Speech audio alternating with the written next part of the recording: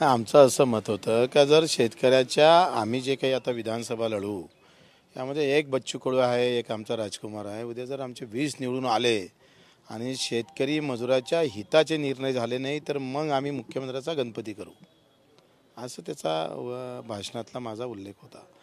म्हणजे मग उचलाले तर आमदार पाहिजे ना 5-6 जास्त, म्हणून अपील केली होती लोकांना मी.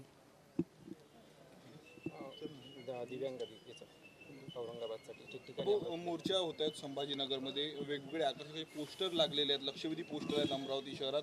अमरावती जिल्हा किंवा विदर्भातनं किती लोक संभाजीनगरला जातात? पूर्ण महाराष्ट्रातून गडचिरोली ते कोकण, सिंधुदुर्ग, रत्नागिरी, मुंबई, वसई, विरार, मराठवाडा या सगळ्या भागातून 2.5 ते 3 लाख लोक संभाजीनगरला 9 तारखेला क्रांती दिवशी बिरसा मुंडा दिवस म्हणून आम्ही तेव्हा जाहीर करतो आहे. आणि शेतकरी दिव्यांग मजुरांसाठी हा मोर्चा आहे.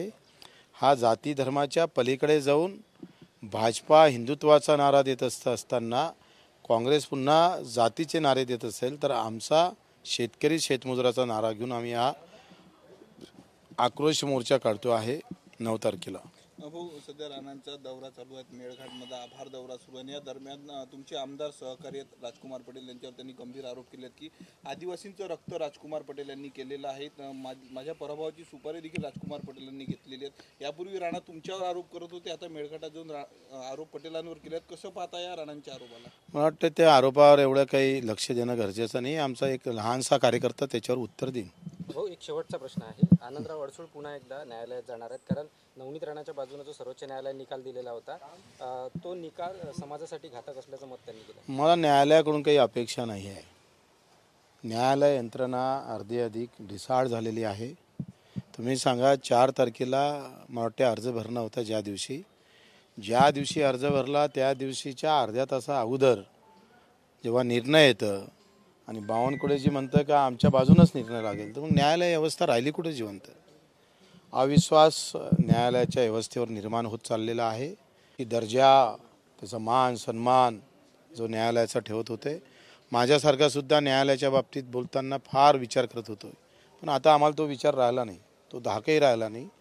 कारण न्यायालय अशा पद्धतीनं जर निर्णय देत असेल आणि ज्याच्यामुळं देशातल्या अनुसूचित खऱ्या जातीमधल्या ज्या लोकांवर परिणाम पडत असेल, जे शेड्यूल कास्ट आहे त्या लोकांवर या निर्णयाचा जर प्रभाव पडत असेल तर त्याचा मोठा दुष्परिणाम येत्या काळात देशाला भोगावं लागेल. म्हणजे जातीत नसताना ते त्याच जातीतला आहे अशा पद्धतीचा निर्णय देऊन मोकळं होतं न्यायालय. आणि ते अर्ज भराच्या अर्धा तास अगोदर एवढं टायमिंग न्यायालय कसं साध्य करतं मला माहीत नाही, संशयच आहे.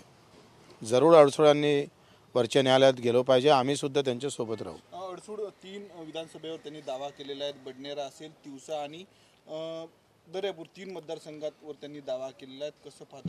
तो त्यांचा युतीचा विषय आहे. आम्ही प्रहार आहे आणि प्रहार या बाबतीत काय बोलणार आहे? आम्ही तर पुऱ्या महाराष्ट्रावर दावा ठोकतोय.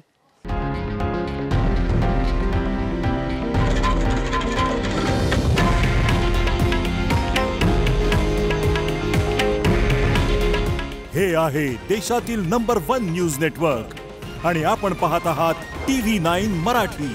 काळजी तुमची, हित महाराष्ट्राचं.